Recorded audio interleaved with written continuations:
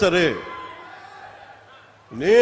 అలా బెదిరించే సమూహం ఎవరైనా సరే, మిగతా వారి గురించి నాకు తెలియదు.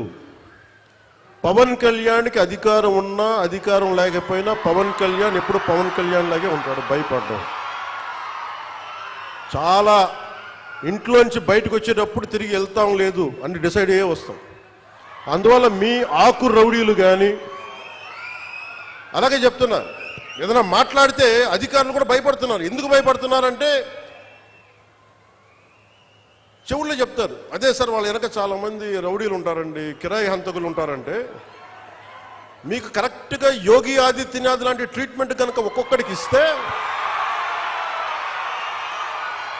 ఒక్కొక్కడికి రౌడీజం అంటే కాలు కాలు కీలు కీలు తీసి మడత పెట్టి కింద కూర్చోపెడితే, అప్పుడు కరెక్ట్గా చెప్తా, కరుడు గట్టిపోయిన జీవితకాలం ఒకే మన వాళ్ళతో ఏకీభవించవచ్చు, ఏకీభవించకపోవచ్చు.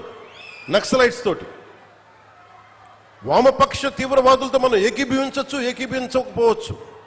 అలాంటి బలమైన ఆర్గనైజేషన్నే కకావికలం అయిపోయిన పరిస్థితుల్లో ఉంటే ప్రభుత్వం తలుచుకుంటే, అలాంటిది ఇన్ని లక్షల మంది పోలీసు ఉండి, ఇన్ని వందల మంది ఐపీఎస్లు ఉండి, 1000-2000 ఉన్న డిఎస్పీలు ఉండి, అలాంటి కిరాయి గ్యాంగుల్ని మెయింటైన్ చేసే వ్యక్తుల మీద 2 రోజులు 48 గంటలు మీ చుట్టుపక్కల ఎవరున్నారు, వాడి పేరేంటి అన్ని కనుక్కొని ఒక పొలిటికల్ నిర్ణయం తీసుకుంటే మళ్ళీ ఎప్పుడు ఇలాంటి మాటలు రారు. మీరు అక్కడ దాకా తీసుకెళ్ళకండి. మీరు ఇదే చెప్తున్నాను ఇంకొకసారి, సామాజిక మాధ్యమాల్లో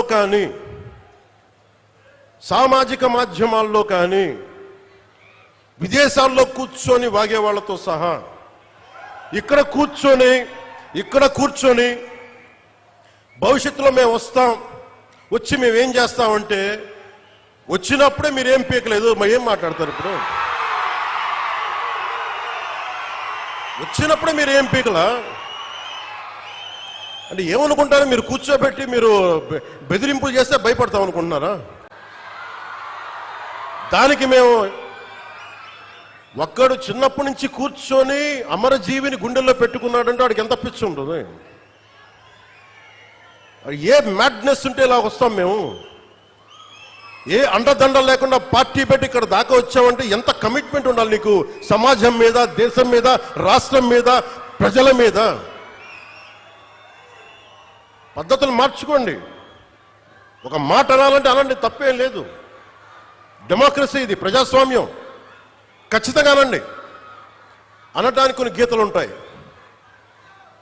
గీతలను దాటి మాట్లాడితే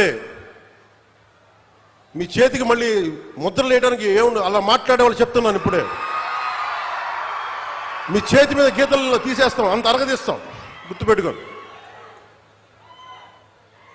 ఏమన్నా కలెక్టర్స్ ఎస్పీల మీటింగ్లో కూడా నేను ముఖ్యమంత్రి గారి సమక్షంలో తెలియజేశాను, ఈ రాష్ట్రంలో రౌడీజం, బెదిరింపులు,